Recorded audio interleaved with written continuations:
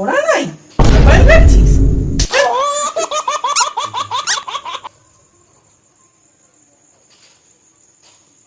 Hello বাবা, কাল না মায়ের জন্মদিন, মায়ের জন্য একটা সারপ্রাইজ গিফট লাগবে। তুমি না একটা নুপুর নিয়ে আসো, মায়ের না নুপুর নাই, পড়লে কি সুন্দর ঝুনঝুন করে বাজবে। হ্যাঁ, তুমি নাই নিয়ে আসো। সারপ্রাইজ।